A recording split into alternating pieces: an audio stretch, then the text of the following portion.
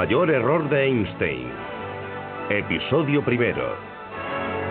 Hace mucho tiempo, en una lejana galaxia llamada Vía Láctea, los científicos del pequeño planeta Tierra creyeron haber desvelado el secreto del universo.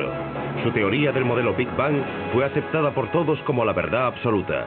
Pero en los albores del siglo XXI, un reducido grupo de heréticos comenzó a cuestionar las bases de esta teoría.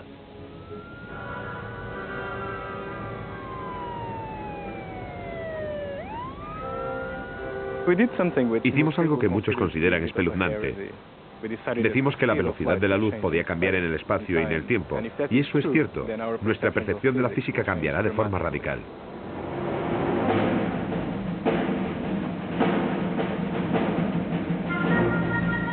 Londres, año 2000 de nuestra era.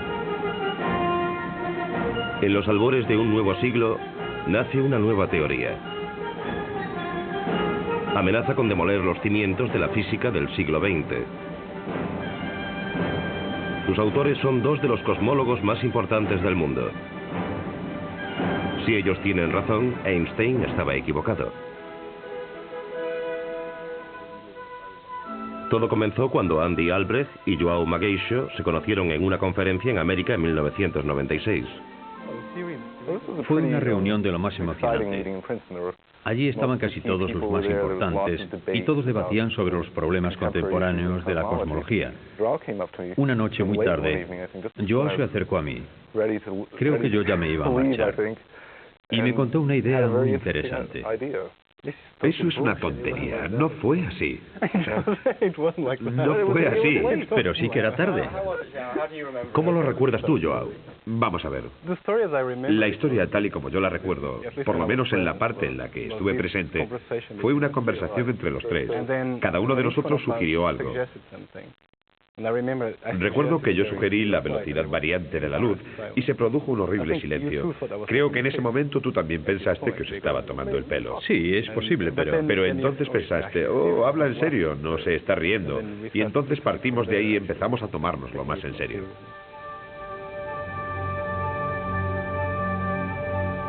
Para la mayoría de los científicos, la idea de que la velocidad de la luz puede cambiar supone un ultraje. Contradice por completo las teorías de Einstein sobre el espacio y el tiempo. Pero recientemente los astrónomos han empezado a comprender que el universo no siempre se comporta como sus teorías podrían llevarnos a pensar. Estamos haciendo mediciones que indican que el universo está lleno de una especie de densidad de energía. No entendemos esa energía en absoluto. No se parece a nada de la teoría física. Lo sorprendente es que el universo, en lugar de ir aminorando la marcha, la está acelerando. No hay duda de que es un resultado muy profundo para la física, porque será el primer indicio de que las leyes de la naturaleza no siempre han sido lo que son hoy. ¿Quién sabe lo que nos espera? Creo que es una época muy emocionante, muy similar a la revolución que sufrió la física a principios del siglo pasado. Estamos a punto de entrar en el nuevo milenio rodeados por un montón de inseguridades.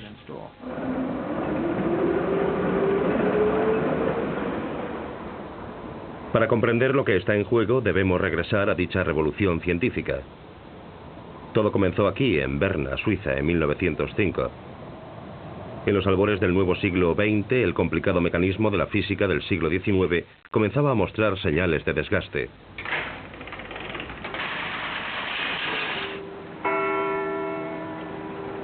Al final fue demolido, pero no por un científico ya reconocido, sino por un funcionario de patentes. Cuando Einstein comenzó su carrera, aún vivíamos en un universo como el mecanismo de un reloj. El espacio y el tiempo no eran más que un sistema de referencia. El metro era un metro en cualquier parte, y el tiempo corría a un ritmo constante en todo el universo. Un segundo siempre era lo mismo. No le afectaba el lugar donde estuvieras, ni si te movías o no. El tiempo se consideraba un concepto absoluto. El tiempo siempre era igual en todas partes, independientemente del estado de movimiento de la persona.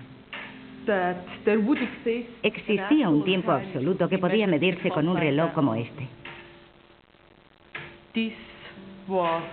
Ese fue probablemente el concepto que Einstein hizo pedazos con su nueva idea. La herramienta que Einstein utilizó para destrozar el universo tipo mecanismo de reloj fue la velocidad de la luz.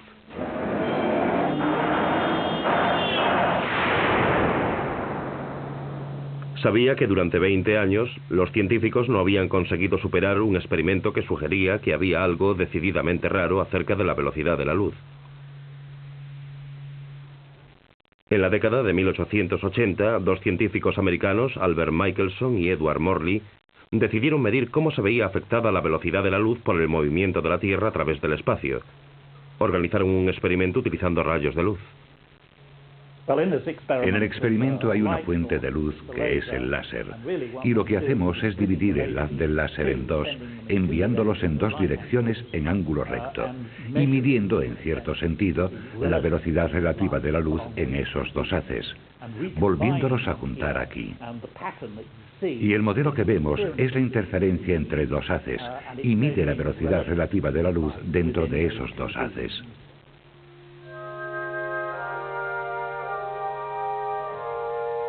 Si el aparato estuviese estático, no habría motivo para esperar una diferencia entre los haces, pero lo cierto es que se mueve a mucha velocidad. Nuestro planeta gira alrededor del Sol a 30 kilómetros por segundo. También gira alrededor de su eje una vez al día, de manera que todos los laboratorios de la Tierra giran a través del espacio.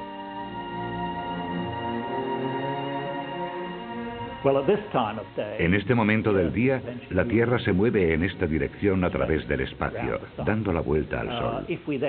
Si esperásemos 6 horas, la Tierra habría dado la vuelta y entonces esta dirección sería la dirección de movimiento de la Tierra a través del espacio. Y después de otras 6 horas volvería a ser esta la dirección, pero invertida. Es decir, que sin hacer nada, esperando sentado, la Tierra da vueltas muy suavemente y puedes comprobar la estabilidad de tu aparato. Michelson y Morley supusieron que la velocidad del planeta se sumaría a la velocidad de los haces de luz y de su aparato,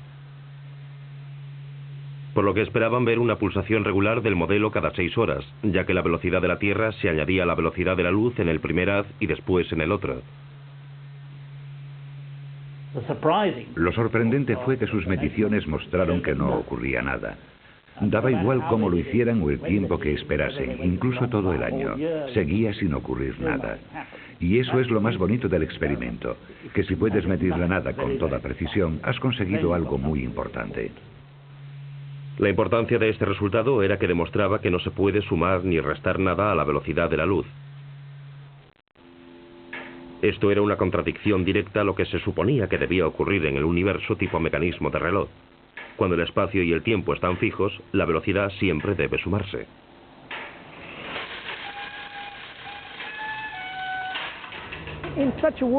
En un mundo así, el ejemplo para la suma de velocidad es sencillo. La suma de las velocidades, en el ejemplo de Einstein, es que si caminamos por un tranvía o un tren, nuestra velocidad con respecto a la Tierra es la suma de tu velocidad al caminar por el tranvía y de la del tranvía con respecto a la Tierra. Pero el experimento Michelson-Morley había demostrado que esto no era cierto en lo relativo a la luz. La luz sale del tranvía a la velocidad de la luz y llega a los peatones a la velocidad de la luz. Y esa velocidad nunca cambia, por muy rápido que vaya el tranvía. Pero algo debe cambiar como resultado de la velocidad del tranvía. Einstein comprendió que debían ser el tiempo y el espacio.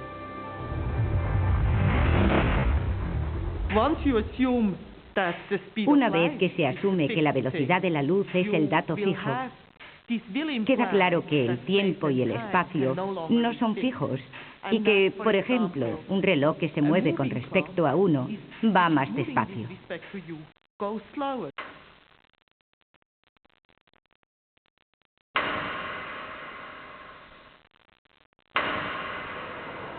Visto desde la acera, la velocidad de la luz desde un tranvía no se ve afectada por su movimiento. Pero en cambio, el reloj, mientras los pasajeros esperan, irá más lento en comparación con un reloj fijo.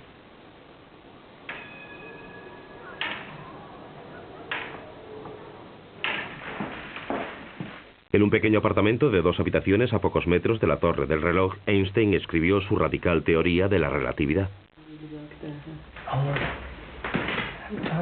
Es un anuncio de Einstein para conseguir empleo. Sí, daba clases particulares de matemáticas y física, en una época en la que no tenía trabajo, y nadie se lo daba porque creían que era demasiado vago. Creo que lo consideraban problemático. ¿Dice cuánto cobraba? No, dice que da algunas clases gratis de prueba. Tomaré una clase de prueba para ver qué tal. Pero la suerte de Einstein estaba a punto de cambiar.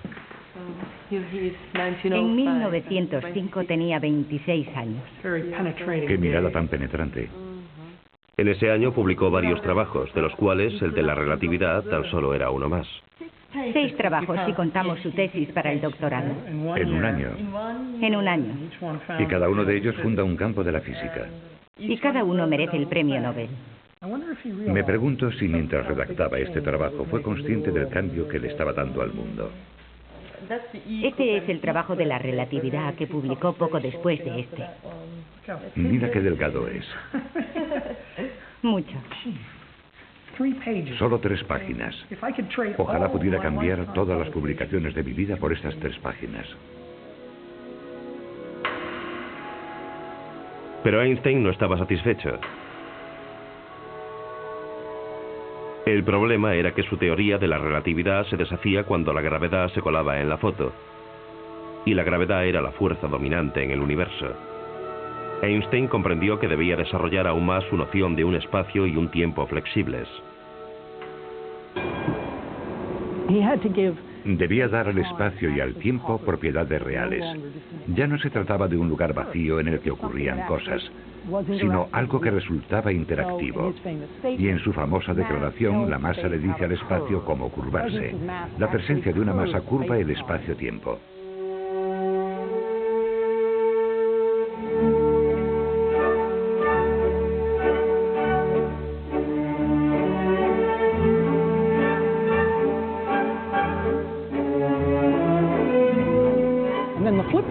Y en la otra cara de la moneda, la siguiente parte de su afirmación es que el espacio le dice a la masa cómo moverse, de manera que una masa que se mueve a través del espacio-tiempo sigue la curvatura inducida por la presencia de una masa.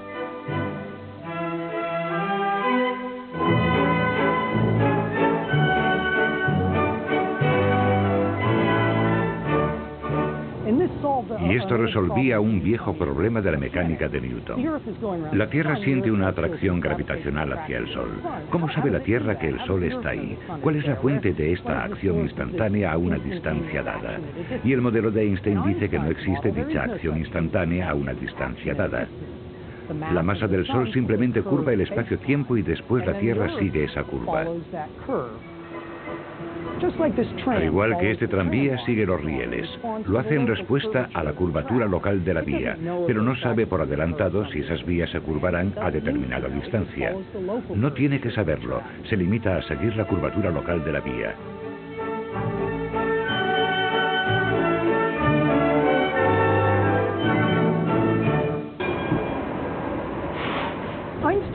Einstein comprendió que no sería la masa la que causaría la gravedad y que no podía ser solo la masa la que curvase el espacio-tiempo. Toda forma de energía, como el calor o la presión, actúan sobre el campo gravitacional. Está la energía nuclear. Hay diferentes energías y todas pueden hacer que el espacio-tiempo se curve igual, dependiendo de la cantidad total de energía presente. La masa, por tanto, no es nada especial.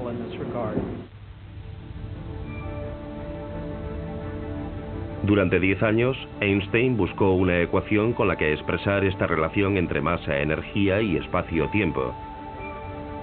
Al final resultó ser asombrosamente sencilla. G igual a 8πt. Con 5 caracteres, la ecuación de campo de Einstein abarca la estructura de todo el universo. Se considera uno de los logros supremos del pensamiento humano.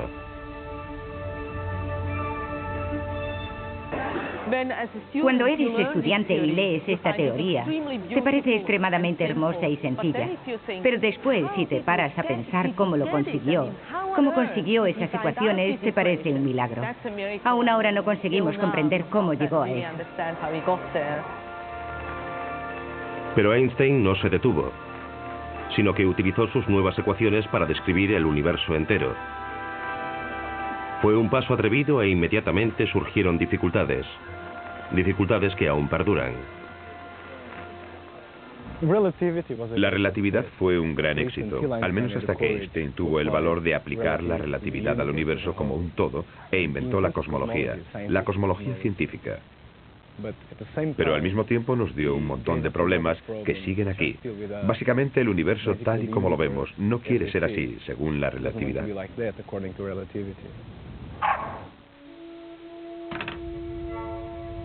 El enfoque de Einstein se basaba en una osada suposición. Él sabía que las estrellas localmente distorsionaban el espacio-tiempo con formas complicadas que serían demasiado difíciles de calcular. Pero creía que si retrocedía lo bastante, toda la materia del universo sería como las moléculas de una nube de gas.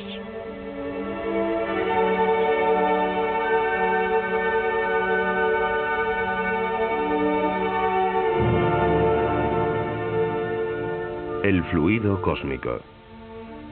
Desde esta perspectiva, la forma del espacio-tiempo sería lo bastante uniforme y sencilla como para enfrentarse a ella. Pero cuando comenzó a calcular cómo se comportaría el universo bajo la influencia de la gravedad, se llevó una desagradable sorpresa. Miramos al universo como algo estable, las estrellas inalterables. En la época de Einstein se creía que el universo era singularmente estático, que siempre era igual con el paso del tiempo. Pero según las soluciones de Einstein, esto no podía ser verdad. Einstein descubrió que su ecuación predecía que toda la materia y la energía del universo plegaría al espacio-tiempo en sí mismo. Pronto el universo llegaría a su ardiente fin al derrumbarse las estrellas y las galaxias y formar una enorme bola de fuego.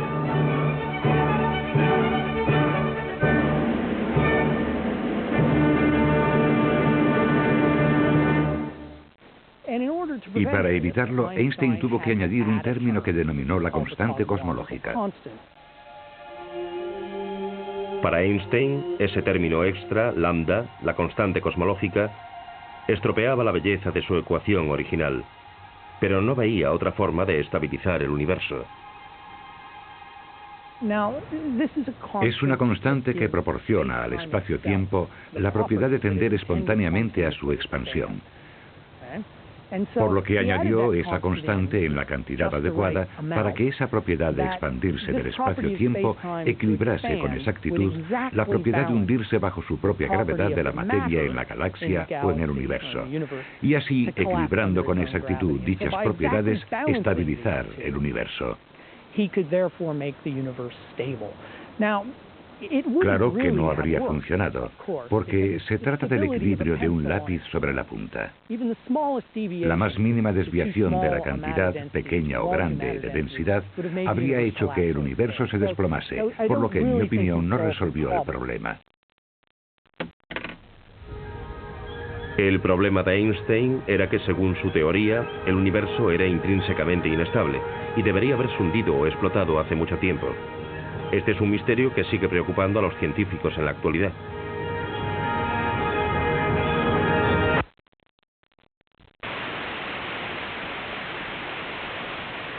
Este es el eco de la creación. Si desintonizamos un televisor, recogerá las radiaciones de microondas del límite del universo visible.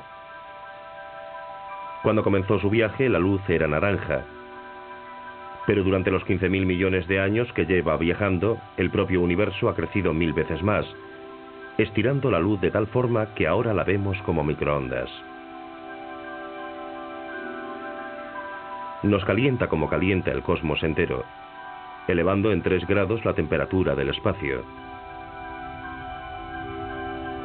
Esta señal es prueba convincente de que el universo no es inmutable como imaginaba Einstein, sino de que todo lo que vemos a nuestro alrededor formó parte de una inmensa bola de fuego. Los primeros indicios de tan ardiente principio aparecieron cuando los astrónomos empezaron a examinar el espacio más allá de nuestra propia galaxia. La de los años 20 fue una época muy emocionante para la astronomía. Aparecieron los primeros telescopios grandes y Edwin Hubble comenzó a examinar sistemas estelares cercanos que ahora llamamos galaxias. El doctor Edwin Hubble, sobre una plataforma móvil, alinea el enorme telescopio antes de comenzar una fría noche de trabajo. Y para su asombro descubrió que estaban muy lejos. Y también al medir la luz que despedían esas galaxias pudo ver que se movían alejándose de nosotros. Para Hubble, esto solo podía significar una cosa, que el propio universo estaba en expansión. Es un gran descubrimiento saber que el universo se encuentra en expansión. Significa que en algún momento del pasado las cosas se encontraban más cerca, y si medimos la densidad, al retroceder en el tiempo, el número que encaja en un cuadrado fijo de espacio aumenta, y el universo se hace mucho más denso y caliente. Así acabaremos llegando a un punto que llamaremos Big Bang, en el que la densidad era extremadamente elevada. La profundidad de este descubrimiento se halla en que el universo tuvo un principio, un Big Bang.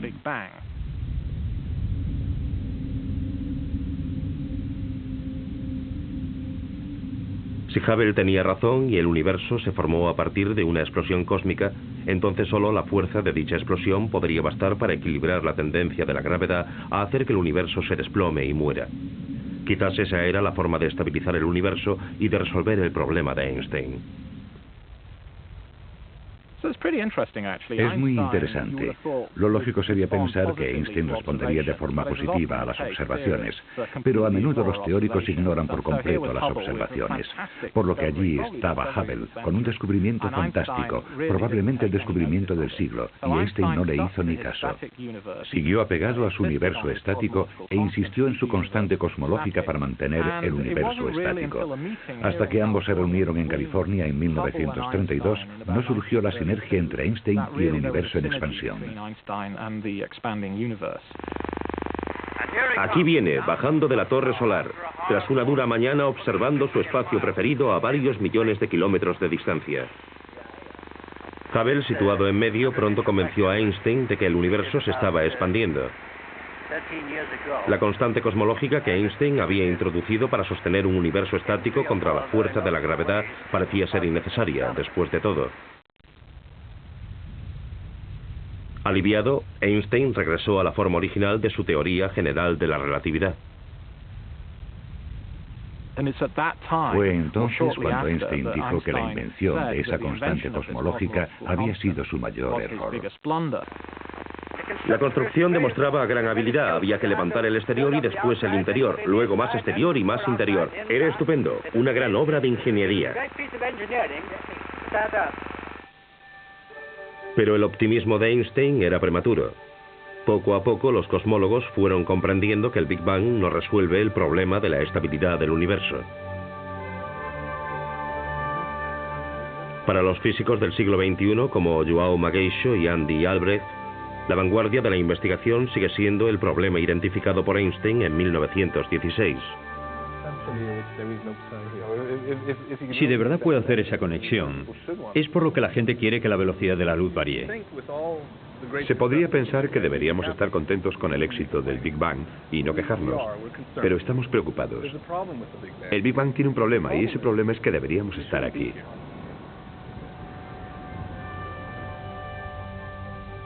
El universo se ha ido expandiendo poco a poco durante 15.000 millones de años. Tiempo de sobra para que las estrellas, los planetas y los cosmólogos evolucionen. El problema es que es casi imposible que del Big Bang salga un universo que se expanda poco a poco. O bien se expande demasiado rápido o se repliega sobre sí mismo. En cualquier caso, el universo no podría durar demasiado. Una buena comparación es lanzar una piedra al aire. La lanzamos hacia arriba y esperamos que caiga después de un tiempo. La lanzamos un poco más fuerte y tarda más en caer, pero acaba cayendo. Si la lanzamos lo bastante fuerte, algo que ningún ser humano puede hacer, pero sí la NASA con una nave espacial, puede abandonar la atracción gravitacional de la Tierra y volar eternamente.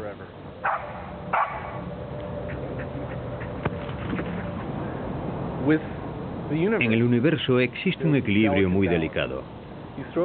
Si lanzamos la piedra al aire, sigue adelante. No sabemos si dará la vuelta. Sigue adelante hasta que ya no se le ve volar, ni la vemos dar la vuelta. Se ha equilibrado al final año tras año, miles de años, miles de millones de años. Han pasado casi 15.000 millones de años y seguimos sin saber si va a dar la vuelta o si seguirá volando de frente.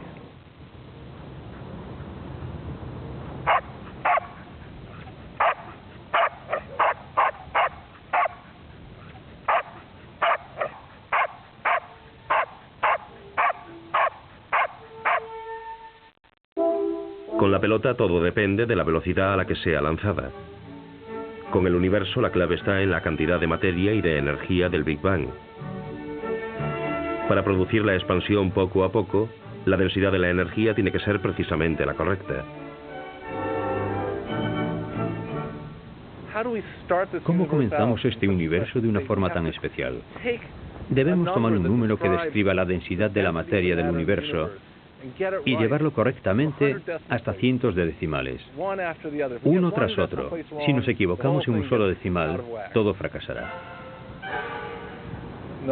Ningún físico es capaz de establecer un universo de una forma tan delicada. Sin embargo, algo estableció el universo correctamente. Algún misterioso proceso consiguió que la materia y la energía tuvieran la misma densidad en todas partes, manteniendo el cosmos en un equilibrio perfecto.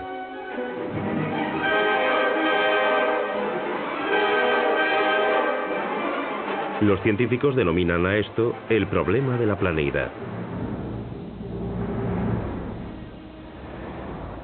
El problema de la planeidad es el hecho de que el universo es como un lápiz que se mantiene en pie sobre su punta durante 15.000 millones de años.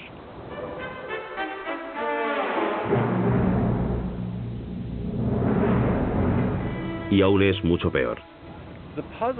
El misterio es que si decimos, vale, supongamos que al principio las cosas eran diferentes y surgió algo que lo ajustó todo tal y como era necesario. Aparece el siguiente problema. Nada puede viajar más rápido que la luz.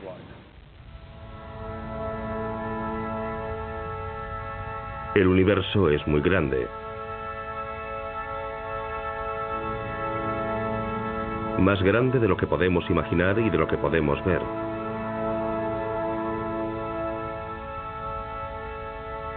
Hay regiones del espacio tan lejanas que son invisibles, porque la luz que viene de ellas aún no ha tenido tiempo de alcanzarnos.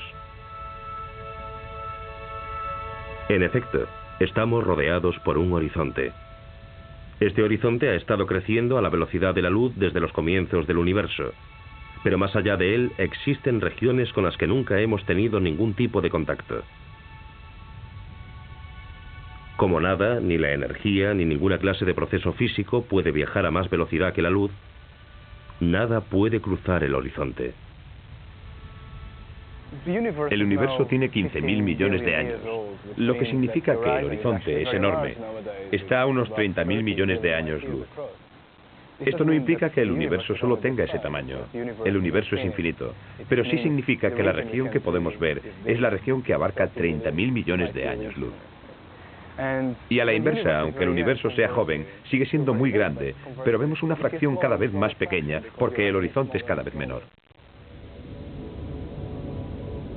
Para entender lo que esto significa, imaginemos que podemos viajar en el tiempo. Veríamos el universo encogerse en lugar de expandirse, pero nuestra vista encogería a mayor velocidad porque nuestro horizonte menguaría a la velocidad mayor posible, la velocidad de la luz. Las galaxias que hoy son visibles serían invisibles para nosotros en el pasado y también entre ellas. De manera que el universo del principio estaba dividido en pequeñas islas aisladas dentro de sus pequeños horizontes. Esta imagen de un universo inconexo se estrella contra la idea de un único proceso equilibrante necesario para resolver el problema de la planeidad.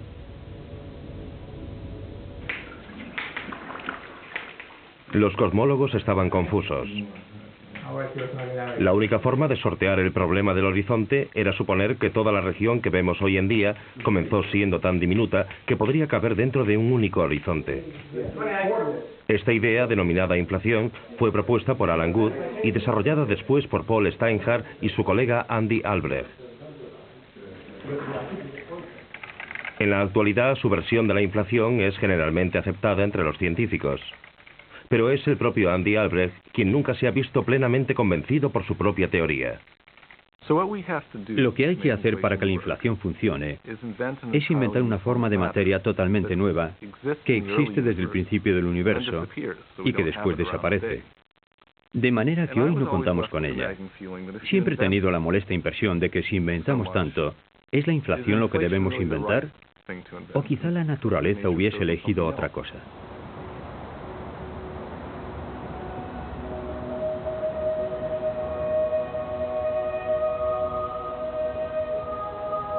Cuando era un joven investigador en Cambridge, a mediados de la década de los 90, João Mageixo también era escéptico en lo relativo a la inflación. Como la inflación es lo único que tenemos a mano, nos agarramos a ella como a un clavo ardiendo. Esa es mi impresión. Pero hay quien lo necesita y eso está bien. Exagerando un poco, podríamos decir que se pueden resolver todos esos problemas de sintonía utilizando la intervención divina. Y yo creo que la inflación es una forma científica aceptable de invocar la intervención divina. Creo que es demasiado exagerar, pero hay suficientes preguntas sin respuesta sobre las que debemos meditar.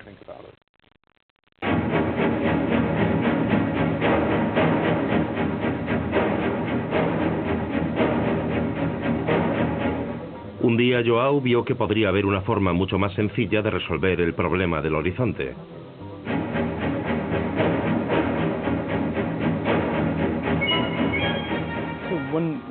Una mañana de invierno como esta, paseando por estos campos, comprendí que si rompíamos una regla sencilla, aunque sagrada del juego, la constancia de la velocidad de la luz, podríamos resolver el problema del horizonte.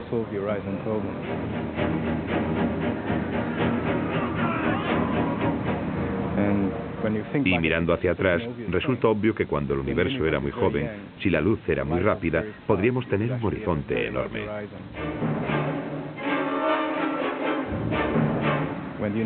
Cuando el universo tenía 1 año de edad, el horizonte sería una rápida luz que cruzaría y que podría ser tan grande como quisiéramos.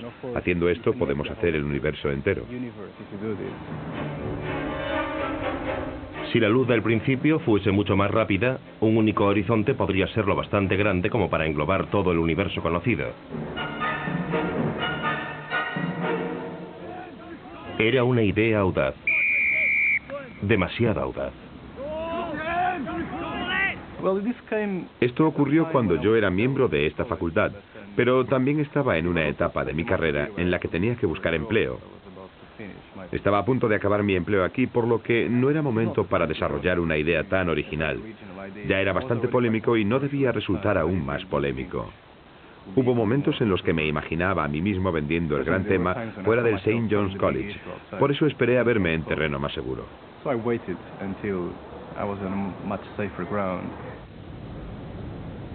João encontró ese terreno seguro cuando la Royal Society le otorgó una prestigiosa beca de investigación.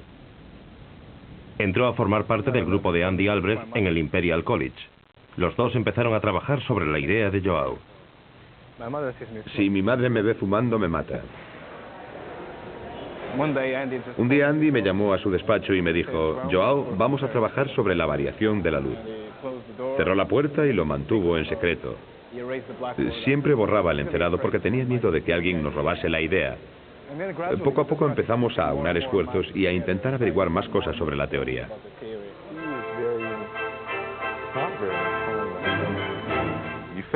Te enfrentas a la frontera, a preguntas desconocidas y las discutes. Hay ideas que compiten entre sí y después de un rato, una de ellas sale claramente vencedora.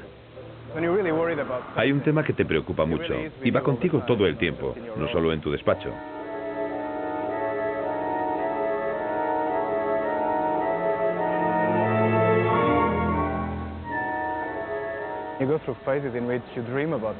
Atraviesas fases en las que sueñas con tus ideas, las consultas con la almohada y te despiertas agotado.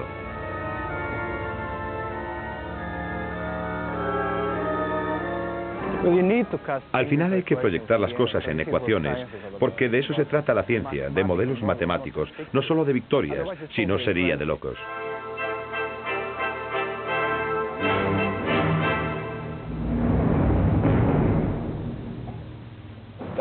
El descubrimiento científico encierra un aspecto único. Es el subidón de adrenalina que sientes cuando llevas meses peleándote con un problema, equivocándote y de repente descubres algo. Es una sensación única. Yo soy adicto a la adrenalina en general, pero esta es única y creo que por eso los científicos tienen fama de aburridos, porque el intercambio social, por ejemplo, no iguala para nada el placer que puede proporcionar un descubrimiento científico.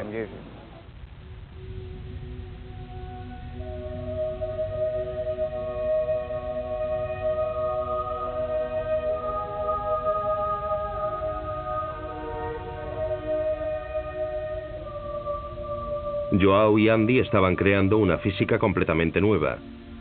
A medida que exploraban este extraño y nuevo mundo, comenzaron a presentir que a lo mejor conseguían resolver algo más que el problema del horizonte.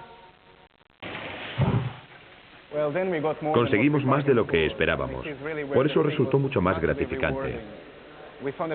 Descubrimos que también podíamos solucionar el problema de la planeidad.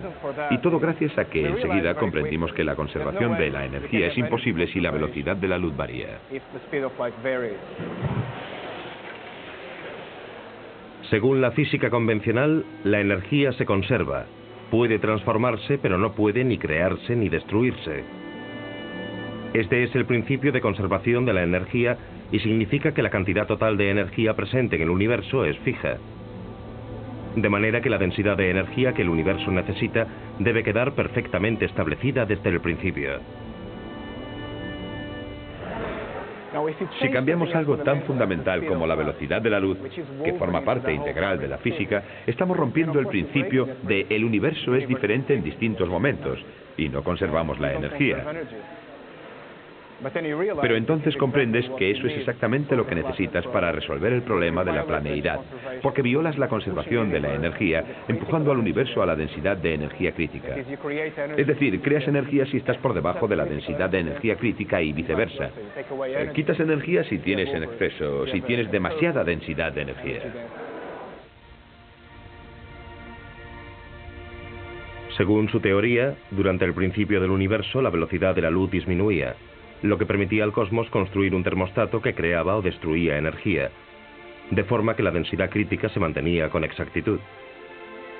De esta manera el universo permaneció en equilibrio durante miles de millones de años. Intentábamos encontrar una alternativa para la inflación en lo relativo al problema del horizonte. La verdad es que no teníamos esperanzas de resolverlo todo. Fue un regalo para nosotros. Joao y Andy habían empezado intentando resolver el problema del horizonte y tropezaron con una teoría que resolvía el misterio que había perseguido a la cosmología desde tiempos de Einstein. Habían hecho un universo que era intrínsecamente estable, que se había mantenido en equilibrio por medio de la creación o destrucción de la energía. Una teoría que predecía que el universo sería como lo vemos hoy. Sin embargo, aún era solo eso, una teoría. Las pruebas solo podrían salir de las profundidades del espacio-tiempo. Pero lo que los astrónomos descubrieron allí asombró a todo el mundo, porque sugería que la velocidad de la luz también era la clave del mayor misterio de la cosmología. ¿Qué ocurrió antes del Big Bang?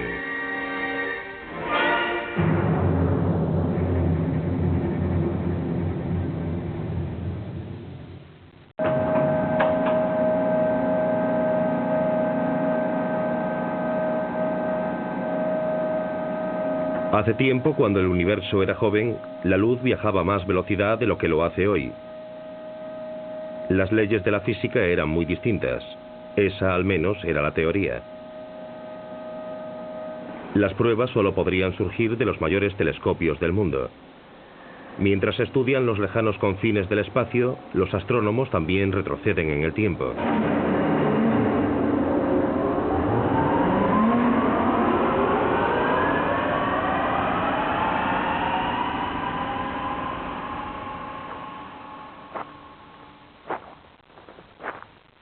En 1998, el astrónomo británico John Webb comenzó a sentirse interesado en la cuestión de si la constancia fundamental de la naturaleza podría cambiar a medida que el universo evolucionaba. Utilizamos una técnica que nos permite examinar el pasado para medir la física tal y como era hace mucho tiempo. Lo hacemos utilizando quasars. Los quasars son los objetos más lejanos que podemos ver. Se cree que son galaxias primitivas en proceso de formación. Pero a John Webb no le interesan los quasars en sí. Los quasars son, en lo que respecta a este estudio, fuentes de luz muy lejanas que brillan a través del universo y cuyo brillo nos alcanza. Al hacerlo, intersectan nubes de gas a lo largo de la línea de visión y así podemos estudiar la física de esas nubes de gas observando el modo en que la luz es absorbida. Podemos observar nubes de gas relativamente cercanas y podemos observarlas tan lejos como los quasars más lejanos. En términos de retroceso en el tiempo, eso implica casi 10.000 millones de años, o una cifra semejante, que es hace mucho tiempo, de manera que estudiamos la física tal y como era cuando el universo era muy joven. Cuando la luz atraviesa una nube de gases interestelares, colisiona con los electrones y las moléculas de gas. Y esto crea un dibujo de líneas negras en su espectro. John Webb se fijó en que este dibujo se veía distinto en el espectro de las nubes más lejanas. La influencia era asombrosa. O los electrones eran distintos, o la velocidad de la luz era mayor en el pasado lejano.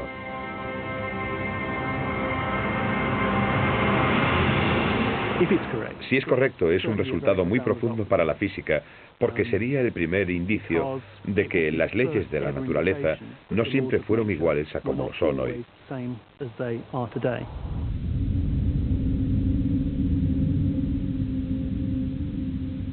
Pero más lejos, en el espacio y el tiempo, un descubrimiento aún más asombroso esperaba a los astrónomos. En la actualidad, la cosmología está repleta de noticias que anuncian el regreso inesperado de una idea descartada hace 70 años. La constante cosmológica de Einstein, lambda.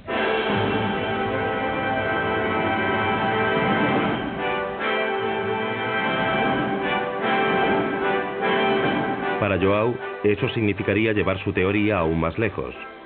Ahora cree que la constante cosmológica podría ser el nexo que une los cambios en la velocidad de la luz al origen del universo.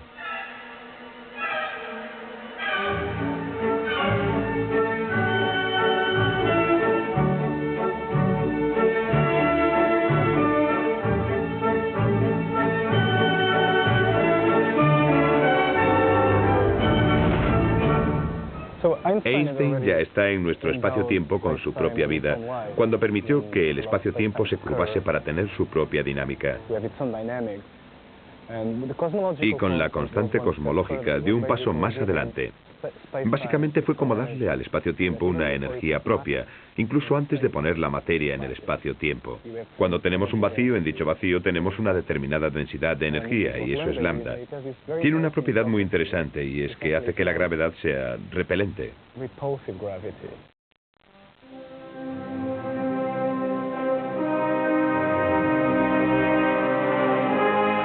Lambda produce una gravedad que repele las cosas en lugar de juntarlas.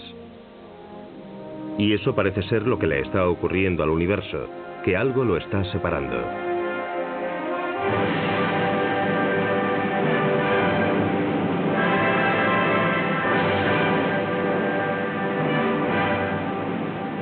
Desde que Hubble convenció a Einstein de que el universo está creciendo, los astrónomos han intentado medir su ritmo de expansión. La diferencia surgió cuando comenzaron a concentrarse en las estrellas que explotaban, denominadas supernovas. Pensaron que les permitirían hacer un mapa de la suave desaceleración del universo. Pero lo que encontraron fue precisamente lo contrario. La cuestión es, ¿va aminorando el universo como se había de esperar? Y la sorpresa es que en lugar de desacelerar, el universo lo que hace es acelerar. Algo está afectando al delicado equilibrio del universo, separando a las galaxias a mayor velocidad. Es una nueva fuerza en el vacío del espacio. La aceleración se desprende de los datos de la supernova y hace surgir la asombrosa cuestión de si debemos resucitar la constante cosmológica de Einstein. Es como si el espacio-tiempo estuviese repleto de energía. Enterrado entre las ecuaciones de esta teoría, João ha encontrado un nexo oculto entre esta energía y la velocidad de la luz. En algún momento hemos visto dos cosas importantes. Una es que la energía de la constante cosmológica también depende de la velocidad de la luz, y en concreto, si la velocidad de la luz desciende, la energía del vacío también desciende. Y la segunda cosa es que esta constante cosmológica por sí misma provoca cambios en la velocidad de la luz. Puede hacer que descienda su valor, por lo que surge una inestabilidad. Según la teoría de João, un cambio en el vacío puede producir un descenso de la velocidad de la luz. Pero esto, a su vez, reduce la cantidad de energía que el vacío puede retener, obligando a la energía a abandonarlo para pasar a la materia y a las radiaciones normales.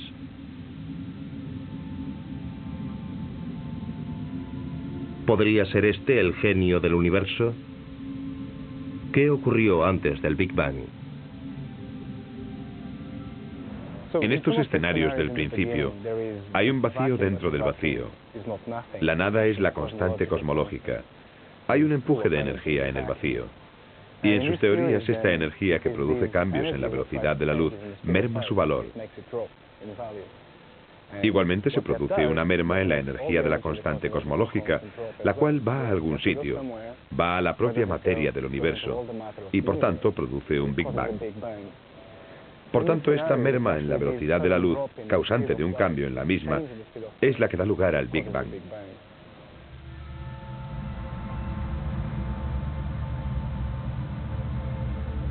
Al principio estaba el vacío. Pero el vacío no era la nada. Y había luz. Y la luz cambió. Y el vacío produjo el mundo. Y el mundo estaba bien hecho, porque duró hasta que el hombre pudo comprenderlo. Pero ocurrirá que un día, la energía del vacío habrá expulsado lejos a todas las cosas, quedando tan solo el vacío. Pero el vacío no es la nada.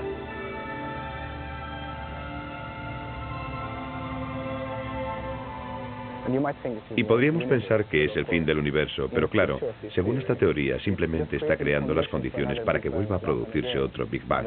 Un descenso repentino de la velocidad de la luz, otra descarga repentina de toda esta energía en otro Big Bang. Es posible que nuestro Big Bang sea solo uno entre muchos aún por venir, y uno entre muchos de los ya ocurridos. Puede que el universo sea una secuencia de Big Bangs.